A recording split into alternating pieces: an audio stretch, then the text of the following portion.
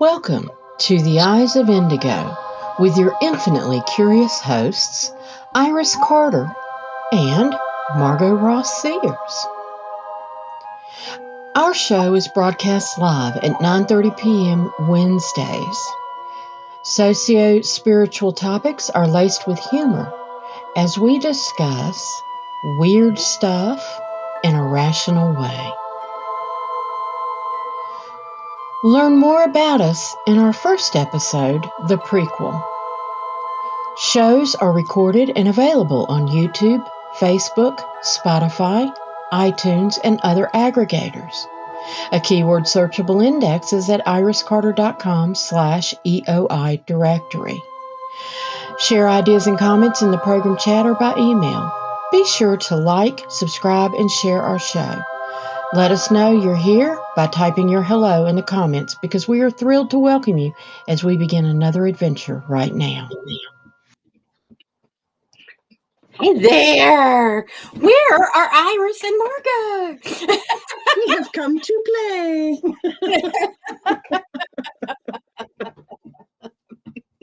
Good evening, peoples. I am the Cosmic Kitty Margot, and beside me, Crystal Kitty! for sure, we decided to obviously make it a little different for the holidays. Today is put on little kitty cat masks and today Margot's and got her yesterday. ears on. Today, is the time for masks and celebrations and unusual things like that. So we felt it was excellent topic material for tonight's show, especially since today is actually Dios. No, not Dios. Dios.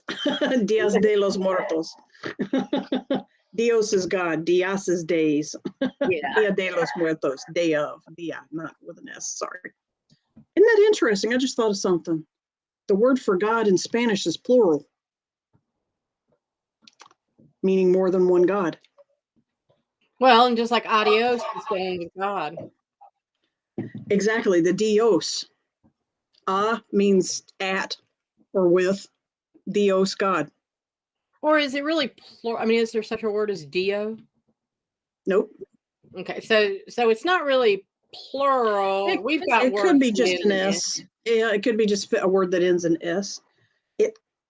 My original thought is that it actually goes with a lot of podcasts that I've listened to about religious history and spiritual history on planet Earth, and to be specific. And and the running theme right now is they're finding out that there were many gods that were parading as the ultimate creator God. And they were given names that we still use now, such as Yahweh, for example, that Yahweh was not the original God. Interesting. But I digress. Yeah, it's very controversial stuff. I don't want to go into it too much. We are controversial, but no, that's okay. We try to be without being insulting. We don't mind being controversial. We just don't want to be insulting. You know what? That's an excellent clarity. Thank you. Lost That's my an bell. excellent clarity. In front of me. Don't know if you can hear it, but there's another one. Yay. And speaking of cute little bells, there will be an opportunity for people to see them and us in person in the near future. Iris, can you do a little? Hi, Lisa. Happy Samhain to you too. Can you do a little bit of a plug, and maybe we'll go on to it later more about Heal the Healer?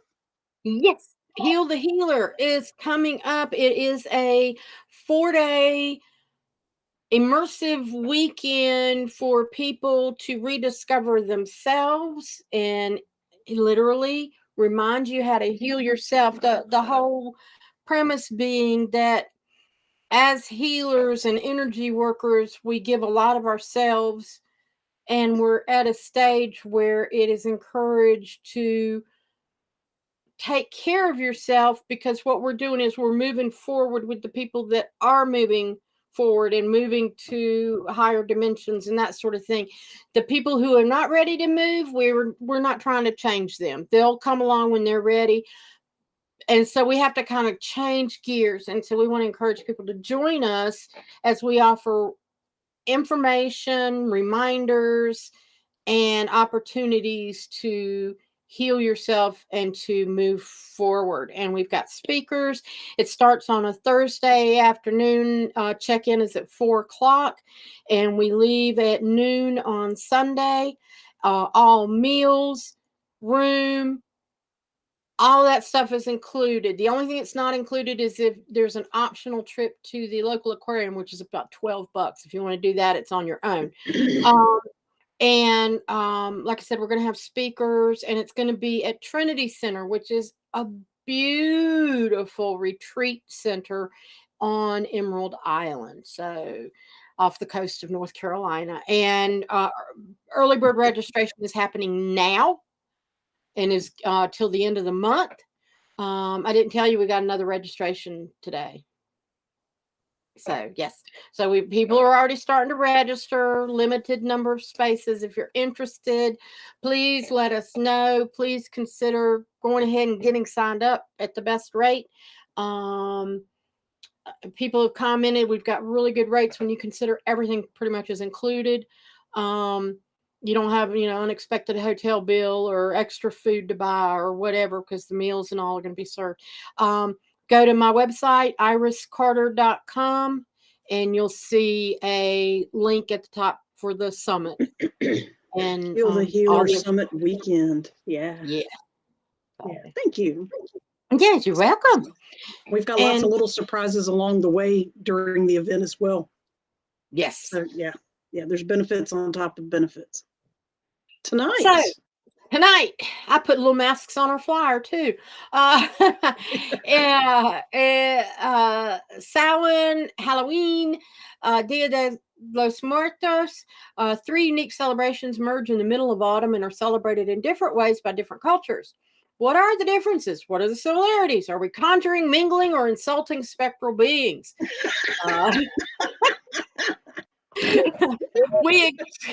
We encourage you to enjoy the leftovers from trick-or-treating, steal your kids' treats, whatever you'd like to do, and join us while we ponder the particulars and the peculiars. Excellent. Excellent. And now I have to find it to hide it. There we go. Okay. There you go. My nose itches and I can't scratch it. Did we remember that when you were trick-or-treating as a kid and you wanted to reach in and you learned to stick your fingers in your eye holes? Yeah. You sweated and sweated. The last time I had a full mask as a kid, I think I was Casper the Friendly Ghost. That was a popular one. Yeah. That was a popular one. Okay, I can only do this so much. If you don't mind, I'm going to demask. I'm going to do mine too. Yeah. Very nice. Maybe that did it better. And put on my everyday mask. Yeah. Or I have this other one I can instead. Iris comes with a whole entourage. Yeah. Entourage. All right. So welcome to people in the future that will be listening to us in Rewind on audio or on video. We're glad you're here too. And if you are new to the channel, welcome to the show.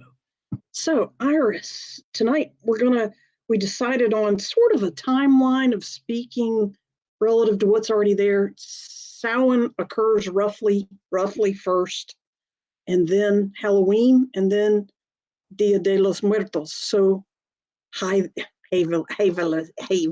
I'll just call you. I don't want to out your name too much. I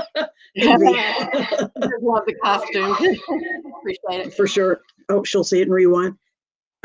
So Samhain is roughly comes first, and obviously the end of October.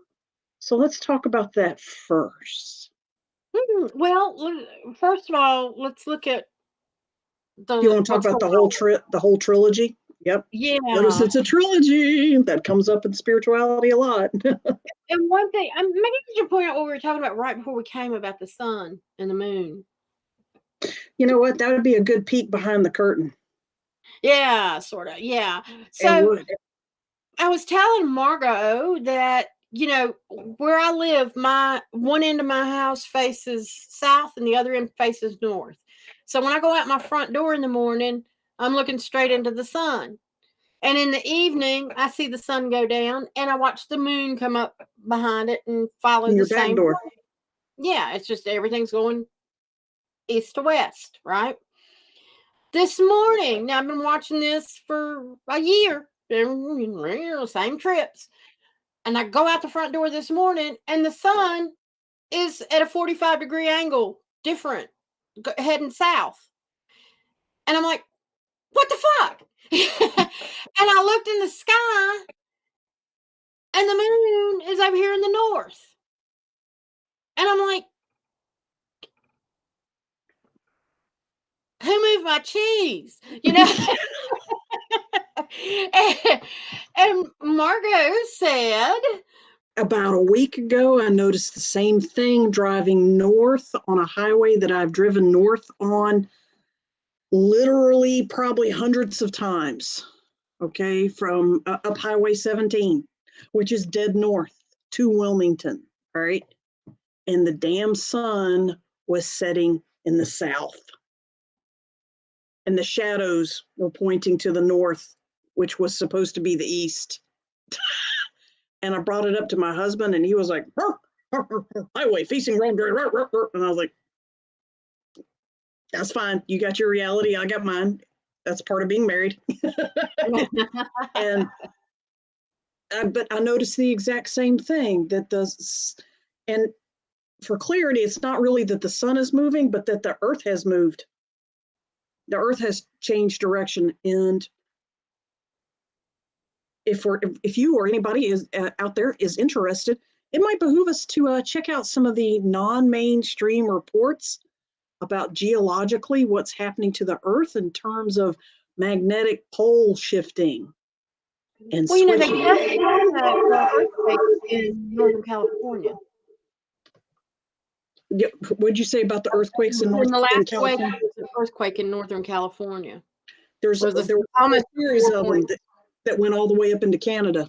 Yeah. There was somebody stomped their foot too hard. I don't know, but it shifted something. Each one of those 24 sleeping giants, of which there are only 10 or 12 left. But I digress.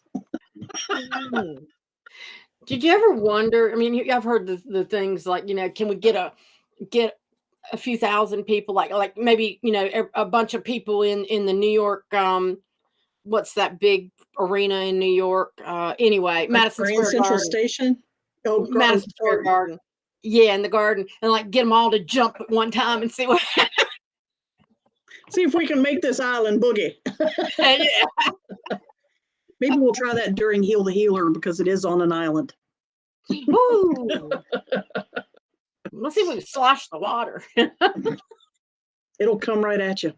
I talk to the ocean every day when I'm doing photography because I have people in fancy shoes, their groom shoes and bride shoes, standing right there, and the waves try to come at us.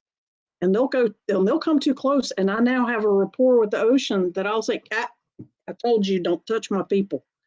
Every single time, with the exception of twice out of hundreds, every single time it suddenly backs up or it suddenly stops and sinks in. It's really cool. It's really cool. And my clients, they go, yeah. We talk. We have friends. I have friends. We talk. And we let it go. But no worries. Hi, Jeannie. Hi, Dale.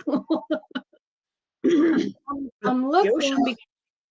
The ocean listens. It's a sentient being, of course, like everything else on the planet, but that's a very, very, very active part. And that's always fun to crack the door just a little bit about what else is out there in the moment. Iris has gone off to look for something. I'm listening. She can still hear us, or hear me anyway. You hear me. But tonight we are talking about Mother Nature and good stuff like that. We're talking about human celebration of nature this time of year, which is a very mysterious and thinning veil kind of time of year. The theoretical veil between this world and the other side, or the other world, or the nether world, depending on your belief system. And holidays have come up around those beliefs that we are separated from that world, and holidays that the separation is at its thinnest. So different cultures, some of them see them as us reaching out to spirits, some of them see us as reaching out to demons, and others see it as reaching out to ancestors and saints. So we're going to go through the three major holidays that we recognize in Western society. And Samhain, spelled Samhain, it's a Celtic word. It means November. It also means New Year. And there's the pronunciation right there. I said Celtic, it's Gaelic, sorry. It falls on Halloween night and it's considered the end of the Celtic year or Celtic year. So Samhain is Samhain is the New Year month. On this day, the great god of the sun dies and leaves his widow, the goddess crone, to mourn him until Yule, which we also know as the Christmas times. Yule time. And let me point out, while you're talking about Yule, when people are talking about the Yule log, they're talking about a phallic symbol. Thank you very much. Yes, they are. I'm talking about the penis of a god, okay? Yeah. So that's going to be huge. Yuletide was coinciding, of course, with winter solstice, because human eyes couldn't see the difference in the skies until 4 days later. The date became December 25, but it's actually 21, when the sun god is reborn and the light begins to return. But while he's gone, the nights grow longer, plants and trees die back. I'm reading what's on the screen for those who can't see it. And all around us freezes and hardens in the chill on Samhain night. We stand in the space between the seasons, which is a liminal space. We'll talk more about that in another episode. And in the heightened magic that connects the realms of the living and the dead. That was posted by sagegoddess.com. Yeah. Very nice. Very nice. So it's really cool when you've got we know in modern age what's going on with the sun and the earth tilting and getting going, because in Australia they're having summer and we're having the winter, that kind of thing. Yeah. But back in the day when they didn't really have the advantages of astronomy, or they hadn't been corrupted, who knows what's the difference. Yeah. Before all that information was suppressed. Yeah, and Christianity hadn't been forced down people and all that stuff, and other myths started. These myths were what was going on. It's always myths all the way through. It's relabeled as myths, right? Yeah, but so this time of year is there's something in the air. I mean, even if you didn't know it was Halloween, we have our traditions and stuff, but even without knowing that, there's just something in the air. It just, you feel the changes. Mystique. Mm-hmm. I said that word mystique. I made it up. It's not an official word, but it is now.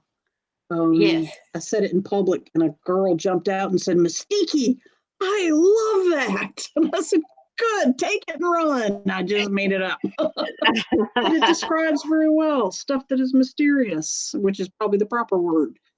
But mystique, it's it's palpable, but still ineffable.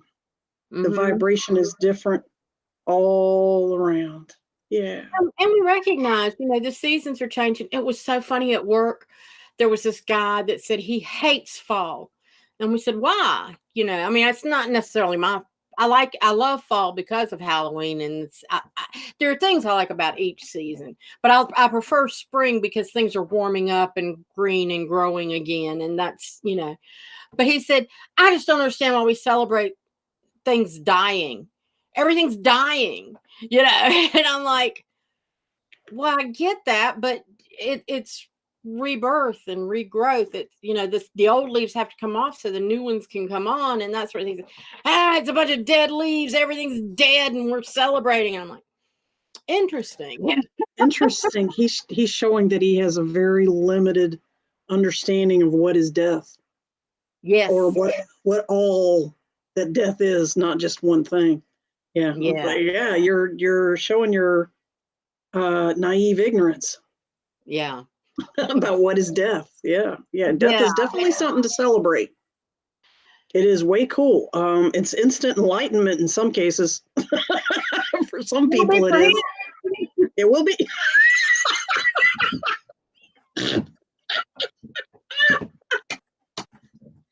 Yeah. Booyah, Iris, Slay Queen. Come on, wake up, motherfucker. Yeah. He's gonna have quite an awakening in his passing. But there's lots to celebrate, and so that's where a lot of these holidays have started from. What else can you tell us about Samhain? Let me throw that out there. God, don't throw it at me. And it's interesting because it is the markings, like in I thought it was interesting because you look at our calendar year and Caesar set it up, right? Because June is attributed to Julius. It's attributed to Julius Caesar. Yeah. And it's January to December, and the Chinese New Year is in a few months, right? February. Mid-February. And then here we've got, which I think it's kind of cool that they consider this the end of the year. And it's like, oh, okay, that makes sense. Everything's dying. It's the end of the year. Well, Samhain is often attributed to pagan belief systems. And it is. It has a lot of origins there. However, it's hard to find solid proof of where Samhain celebrations actually began. So in terms of who invented it is still an unknown because so many different cultures lay claim to it. So it's one of the oldest out there. And nowadays, in modern times, there are several groups of pagans that claim to be of witchcraft origin themselves, of witchcraft belief systems. Caveat that's very important: witchcraft is not the same as Satanism. Do not confuse the two. They're two totally different belief systems. I'm talking about standard old witchcraft, the good stuff, white witches, green witches, gray witches, and there are some black ones too, because yin and yang, there's positive, negative, light, dark everywhere in 3D planet Earth, and that's a part of it. That's one expression of this 3D reality, but that does not make it satanic. All right. Back to where I was going. A lot of modern times, I know a lot of people, and I have a multi-faith church. I know a lot of people that celebrate pagan holidays for themselves. And it's interesting. They almost always, Samhain is their big celebration. There's other big celebrations all year long, but Samhain is a big one. And they tend to have private parties by invitation only for their Samhain celebrations. So apparently it's a big honor to be invited to a Samhain celebration because it is very, very, very personal and it's very profound, and they want certain types of energies at their celebrations, which include celebratory rituals. Yeah. Nothing gross. Veronica says Samhain was also a celebration of those who had died through the last year. The pagans believed that November 1st was their new year when their dead made their transition to the other side, that's kind of cool. Which takes us to where we're going. Thank you. That's a perfect segue, Veronica. Yeah. Thank you. Which takes us to Hallow-e'en, also known as All Hallows Eve, which takes you to Day of the Dead. So the night of October 31. No, that cartoon was perfect because that explained the transition all the way across to Okay. November 1. So it's a dancing skeleton. Iris, what does it say? It's got his little sombrero and maracas going. When you think Spooktober is over, but November 1st is the Day of the Dead, and he's doing the maracas and I'm back, motherfuckers. He does not disappear at 12 midnight in October. No. He's back for round 2 on the Day of the Dead. Sometimes Day of the Dead celebrations actually go on for a few days, but they definitely start at sundown November 1. If you want to see a really, this is ironic, a really good movie that explains a lot about the culture, Mexican culture specifically around Day of the Dead, that you can share with young people, Coco. Yes. And it's a Disney movie of all things. But ignore that part. All right, keep the vibration high. And the movie Coco explains a lot about the modern belief systems. By the way, if somebody here in the chat on the comments, if you know the answer to this question, I'd love to hear it. My question is, it is very popular in the Latin Mexican culture to put pictures of the dead on your ofrenda, which is basically an altar that has pictures and food and offerings, ofrenda, offering candles and decorations and happy things of all your ancestors. And it's a photo. You put out photos of all of them. And the movie Coco is based a lot on this concept of whether or not somebody's photo is on the ofrenda. And my question is, photography has only been around for about 120, 130 years. What did they do before that? That's a modernism. Yeah. One of the things they still do, and they did, was something that was a belonging of that person or that represented that person in some way. I mean, they put several things on these altars that they create. And it's really, I mean, Americans have kind of taken it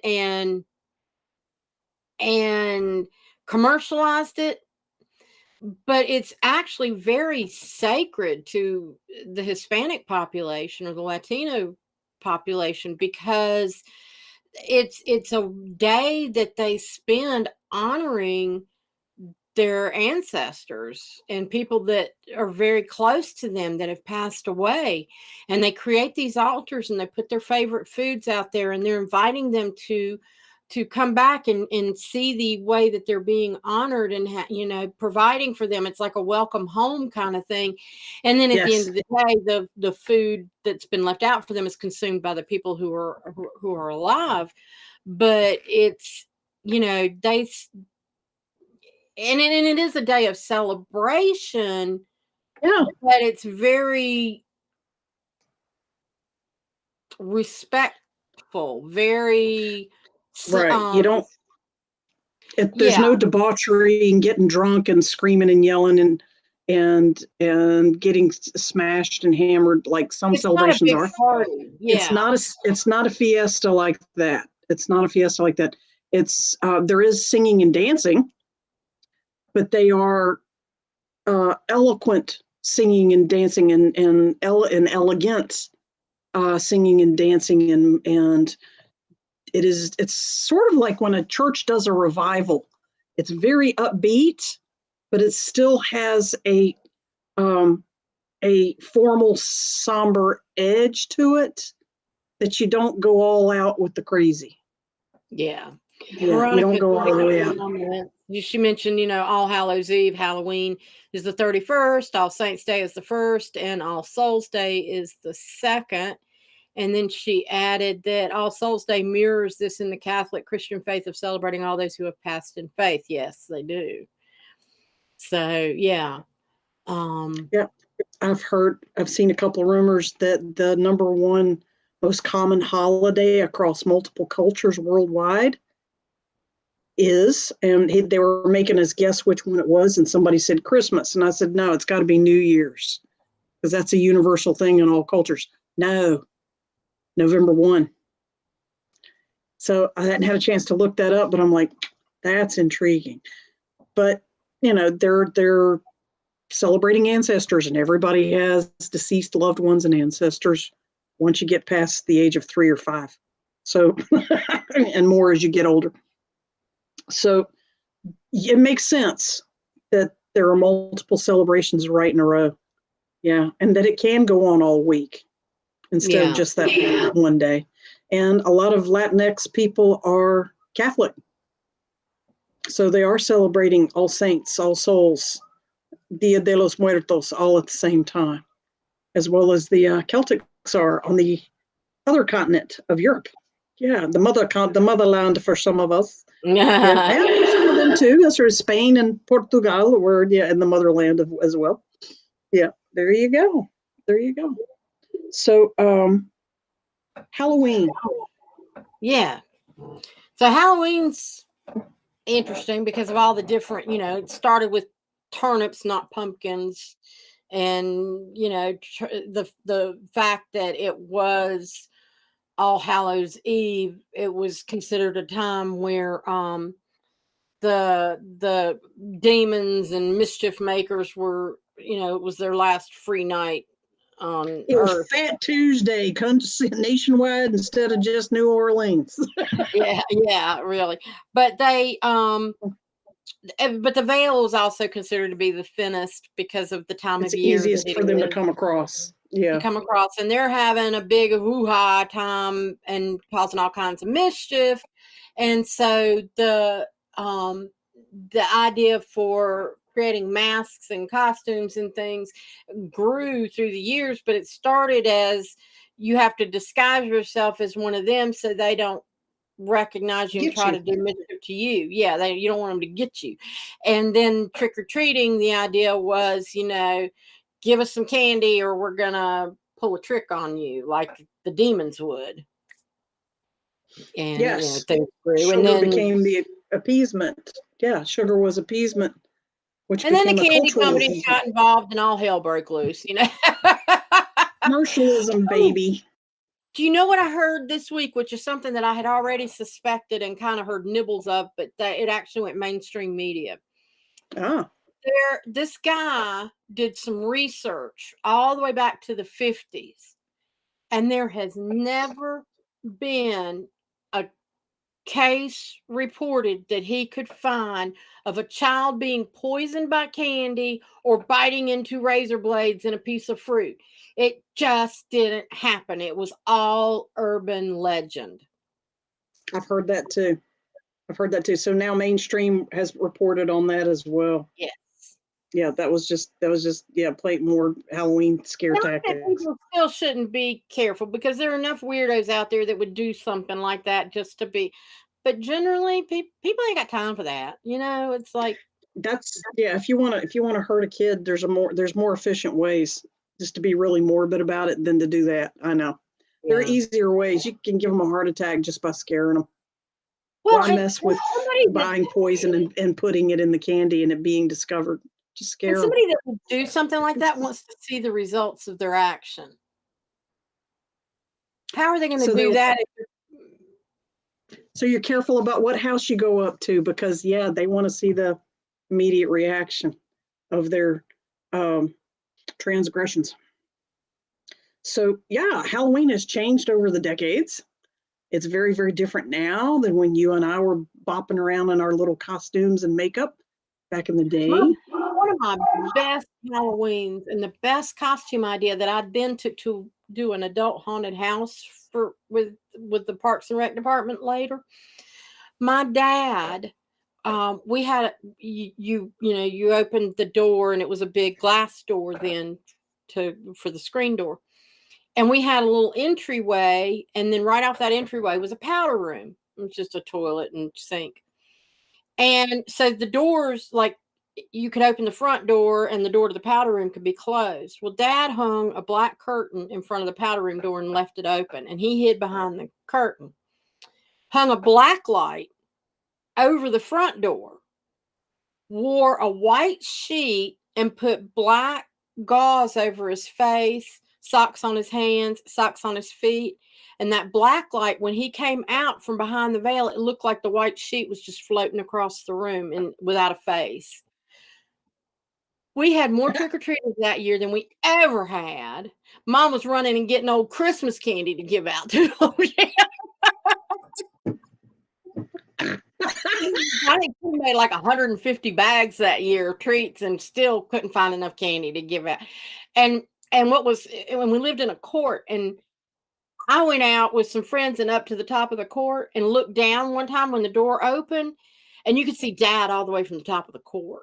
And people were like screaming from up there. It was just so cool, because Mom would open the door and not be seen. Yeah. That's epic. So the door would magically float open.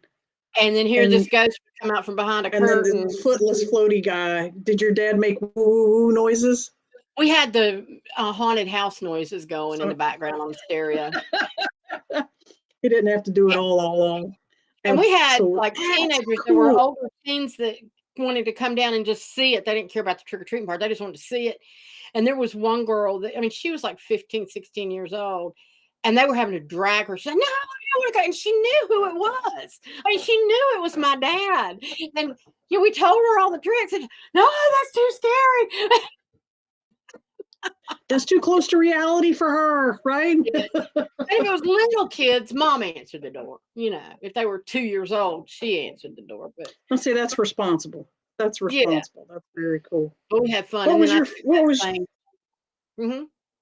And you did it in a haunted house later? In a haunted house, and that really worked well.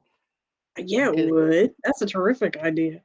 What was your favorite costume to wear growing up? Do you remember some of them?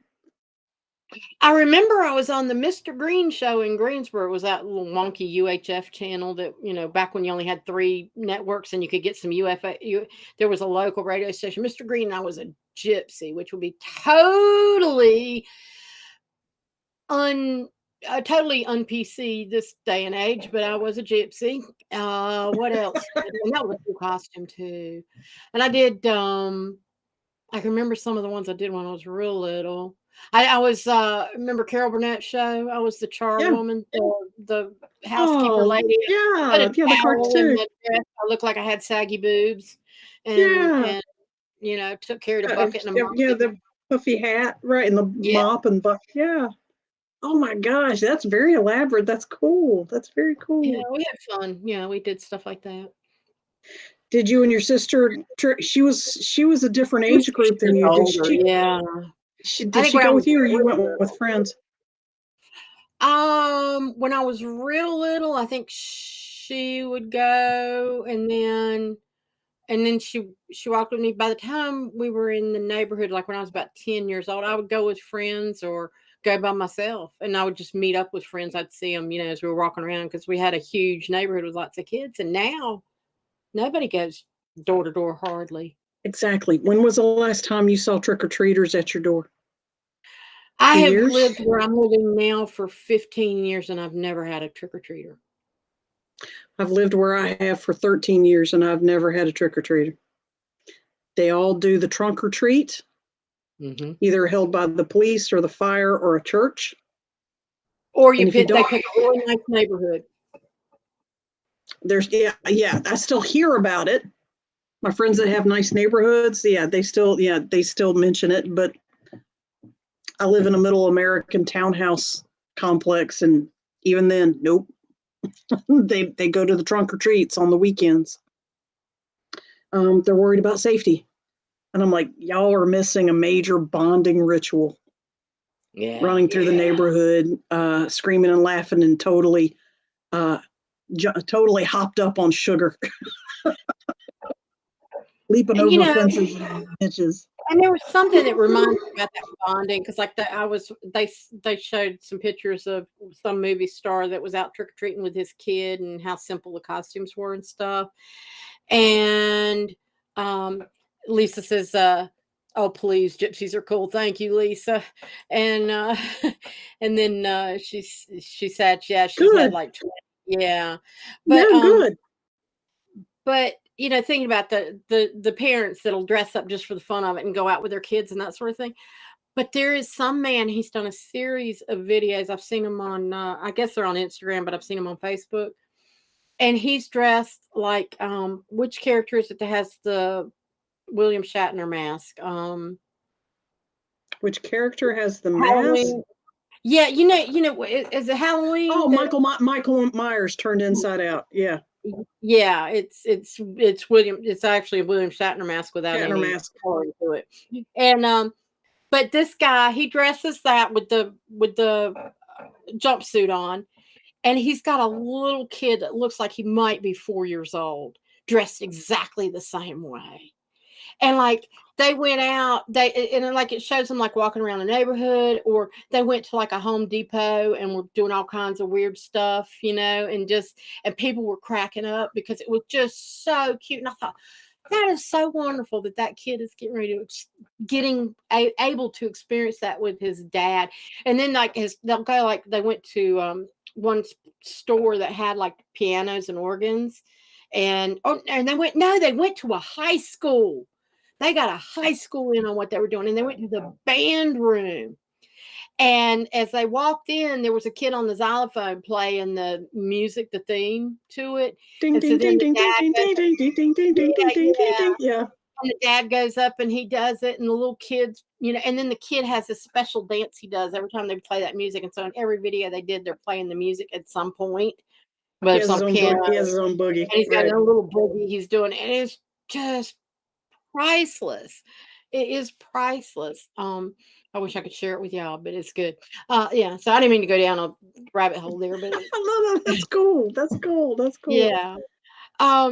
But anyway, so yeah, so we have the Halloween ghosty Which is stuff going now on. very much, yeah, it's very much commercialized now. By the way, guys, you ever notice how much sugar, which is chemically considered the same kind of effect and attachment in your system as crack cocaine?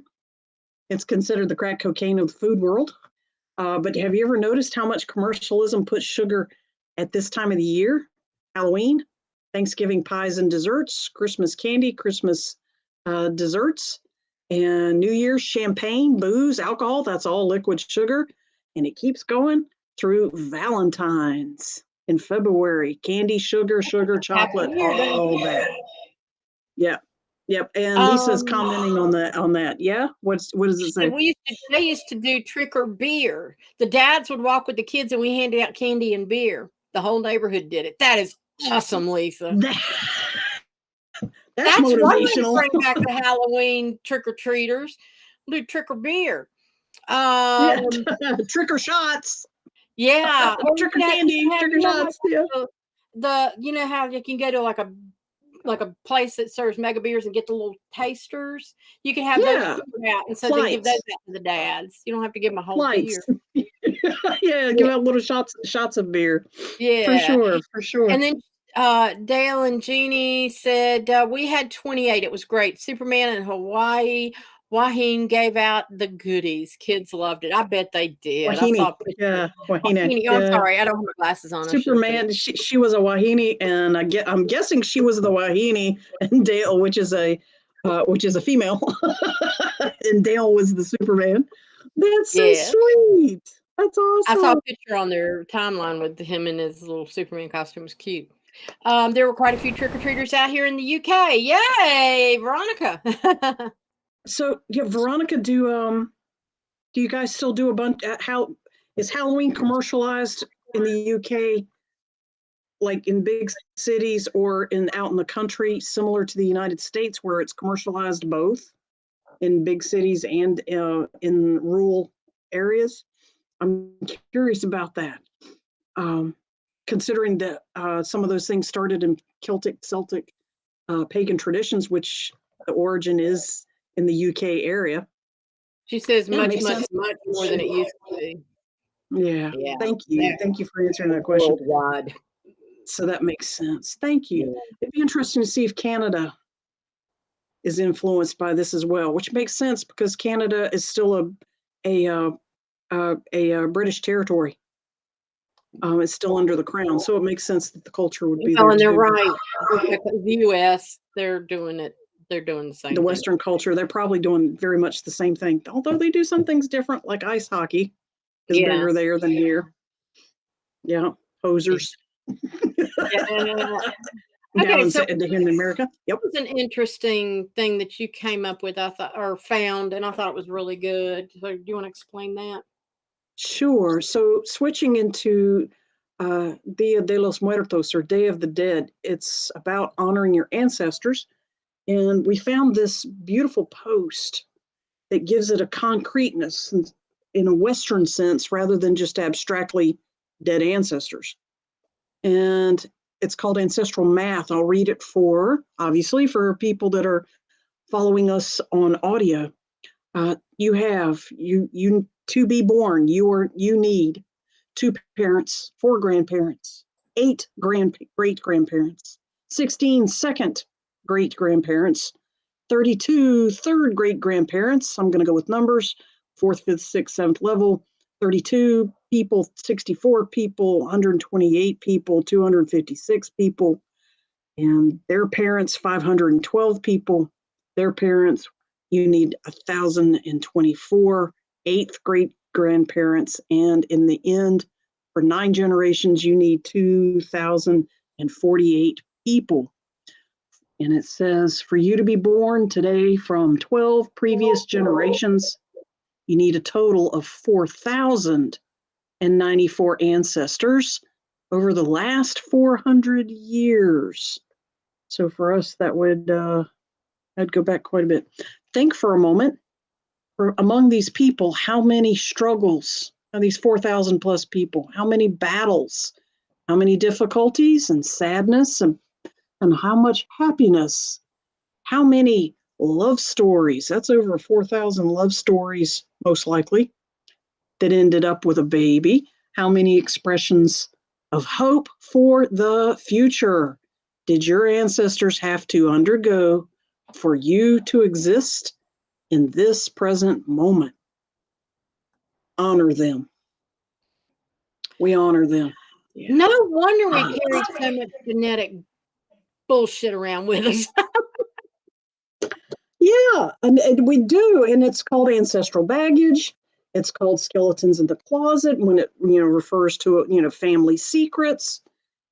And something that I've noticed in my own work with reading people and doing mediumship in private settings, and also listening to other professional mediums talk about a related subject, in that I'm seeing a pattern. I haven't heard many other mediums comment on this, but they've alluded to it quite a lot.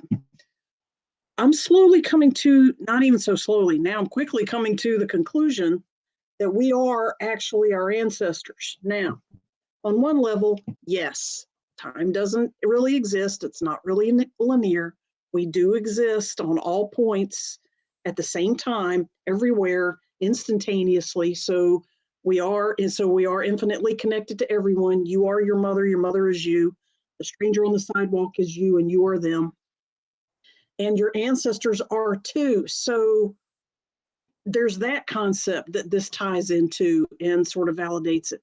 But the different angle I'm looking at is, many times I see or hear people talk about, they look at a picture, a photograph of a grandparent, a great-grandparent, a great-great-grandparent, and they say, God, you look just like them. And people that remember the person go, you act just like him, you're just like her. It skipped generations, and you have her nose, her hair, her hands, her attitude, things like that. And what occurred to me is, in another way of looking at it is, you are that ancestor reincarnated. That's not a separate grandma. I'm speaking because I'm female. I look, and people tell me I act just like my twice great grandmother. Her name was Emma. Dang it. I should pull up the picture and let y'all see her. I have a photograph of her, and yeah, it looks like me in 1800s drag. She lived in Philadelphia, and her name was Emma Shankland, and my maiden name is Shankland. I just haven't used it in a few decades, but yeah. So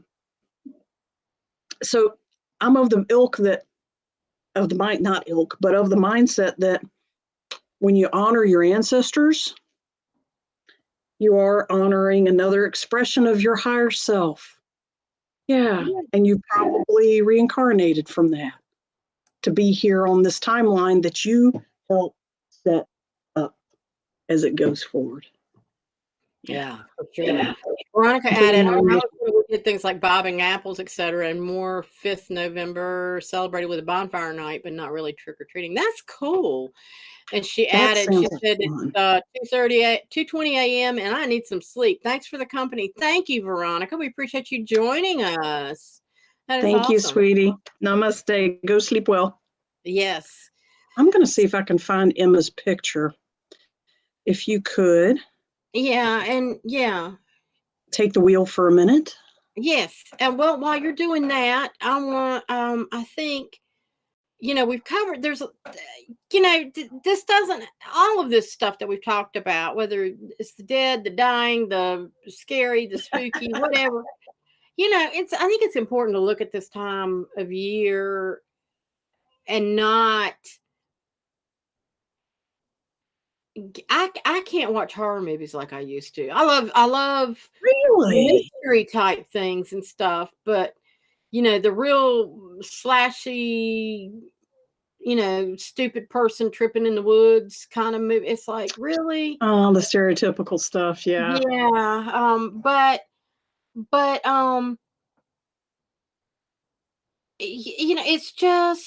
it's like, we don't have to be scared. We don't have to be entrained, conditioned. Yes. Yeah. And just, it's time to enjoy what the season means, and like the guy at work who says, well, we're talking about dead things, and why are people so into the fall with dead things? Love that part. But hell, we shed skin all the time. That's why we got dust in our house. Why can't we're not dying, we're just regrowing, and that's what trees are doing. They get a little bit taller and their limbs get a little bit longer and they get more leaves the next year. It's a process, and it's also very representative of our entire lives and multiple lives. And it's just really cool that a woman that I learned, Vienna Stabile, who founded Theta Healing, she said she asked Creator one time, what's the most intelligent being on our planet? And she was shown a tree. Because they're there for hundreds of years, know all kinds of stuff, observe, and it's not about them. And they talk to each other, they communicate with each other, and they get information from birds and animals, and they're and I love going outside because I have a beautiful maple and oak tree outside my back door. And I just love going and standing between them. And the vibration is so phenomenal that, and it's like, yeah, I mean, God, when the oak tree decides to shed for the fall, it's like I swept off my front walk and steps, and 30 minutes later they were all covered again. And I've decided not to rake my leaves this year. I'm not going to mow or mulch them. I'm going to leave them because it's better for lightning bugs and moths and things like that. That you'll have more of them until it's too cold. Yeah, for them to survive. Yeah, right. Just leave them, and it's good mulch for the yard. The grass grows better when you leave the leaves on them. All that stuff. So it's like, I'm not even going to try. I just want to kind of create a pig path so I can walk from my car, because literally the leaves in my backyard, and then plus they blow over into the front yard, but the leaves in my backyard, they will come up almost to my knees. They get so thick out there. That is a lush tree. It is. She is a lush tree. Do me a favor. pull the picture I just shared with you on your Facebook so people can see what Emma looks like Oh, compared to wow. me now. Oh, my God, Margot. I was going to say, if I pull my hair up, you'll see it even more. Okay, I'm coming back, guys. Give me just a sec. Okay. It's scanning. It's scanning. Okay. It's insane how much she looks like me. Take off some of the modern shit. Guys, she even has eyeglasses like mine. Yes. Tell us what you think, people. Is that Margot reincarnated or what? If I relax, you know what? I can move it the effect even more. They didn't wear lipstick back then. Well, I thought we could. Or at least they did a little bit. But lipstick was for ladies of the evening and of ill repute. Ladies of so ladies of high standing didn't wear makeup. That didn't get popular until the 20th century for women to wear makeup. Yeah, if I hold my mouth still, you'll see it. That's just phenomenal. Let's see if I can hit her angle. There she is. Yeah. She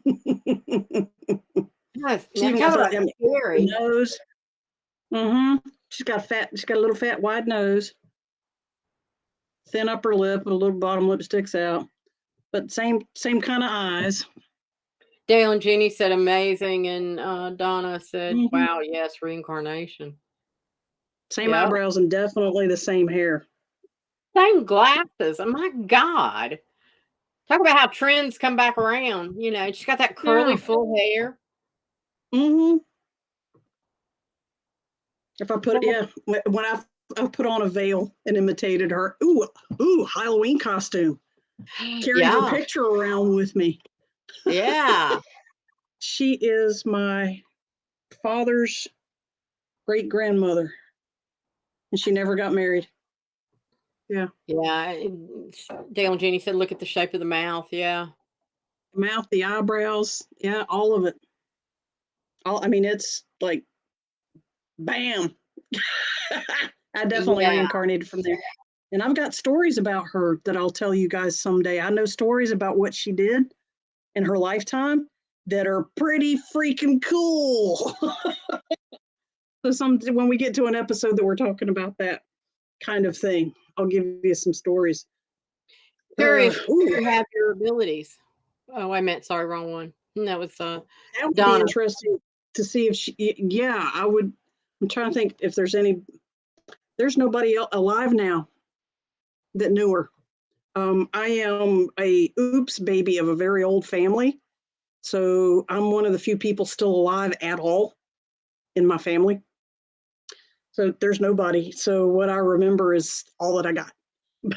But it's pretty cool. I've written down a lot. Emma and her sister did some cool things in Philadelphia back in the day when it was in its heyday. But so our ancestors, I'm one piece of proof, but that whole phenomenon about we are infinitely connected to everyone else. We are mirrors of each other is another expression of it. Holographic universe is another expression of it. Butterfly effect is another expression of that. That we are all pieces of each other. Infinitely. Right. It just happens to show in photographs sometimes. Yeah. Very fortunate. Got lucky. So shall we call you Margot? Margot. Now that sounds like a southern name, now doesn't it? Come here, child. Come here, Margot Emma. Emma Margot. Oh, I might even respond to both. I don't know. So, well, let's look at what's coming up the rest of the month. Yes. Okay, so we've got November 8th. We got 5 Wednesdays this month. So November the 8th, next week, we're going to talk about crystals, rocks, and stones. We're not going to be throwing them. We're going to be talking about them. And the energy and different uses and all that good stuff. And then November 15th, we're going to talk about energetic contracts. It's something that a lot of people forget that they're out there, and we want to talk about those. And November 22nd, we're bringing our psychic readings back. And then November 29th, there have been people that are confused about why is things so chaotic? What in the hell is going on? This is just not going right. Why do people seem to be all confused and all that stuff? We're Why going is to talk chaos about that. even here? Yeah, if Yeah. we are evolving, why is there chaos? What purpose does it serve? Yeah, Yeah. exactly. So we're gonna hit that stuff up. Don't forget, please pass the word. We've been posting stuff on Facebook and all about our Heal the Healer conference. And if you are interested in attending, get the good deal before the end of the month. Rates go up starting December 1st, and then they'll go up Please again. mention Mm-hmm. it goes up again in January. I'm sorry, you were on a thread. No, that's fine. I was kind of wrapping that up. Yeah. Mention two of our guest speakers. Two of them are on the air with us now. Yes. In the comments, go ahead. Dale and Jeannie Stacy, and yeah, Or at Heal the Healer. Yeah. So thanks for all the info, Margot, Emma, and Iris. A good show. And Dale and Jeannie have wonderful things to share. They have their own stuff at Earth Star Spiritual Center, and we're fortunate to have them joining us at the conference. And Katie Costa's going to be there. Yes, the weather shaman. Yeah. Yeah. And we've got lots of different programs scheduled, full days of good information and experiences to be had. And also, if you're planning to come and would like to be a vendor, let us know. We want to get some more vendors. We've got several coming, but we want to make sure that different people have want to ways. see what you guys have to put out. Yeah. Your creations, your artwork, your information, your books, authorship, all that services that you offer. Yeah, let Iris know what you got, and we will see what we can do. But we would love to entertain it. Yeah. So all of that's on iriscarter.com. So check it out. And yeah, anything else you can think of, Margot, that we need to address? No, just next week we are rocks and crystals and stones and some of the cool stuff you can do with them. Yeah. So same bat time, same bat channel, folks. We'll see you next week. And thank you again for being here and participating. Thank you. We love y'all. Namaste. Thank you for joining the Eyes of Indigo with Iris Carter and Margot Ross Sears. Remember to like, subscribe, and share this podcast. Music is Arcadia by Kevin MacLeod. Find us at facebook.com/Eyes of Indigo, on YouTube under @Iris Carter Enterprises, and on various podcast aggregators. Copyright 2023 by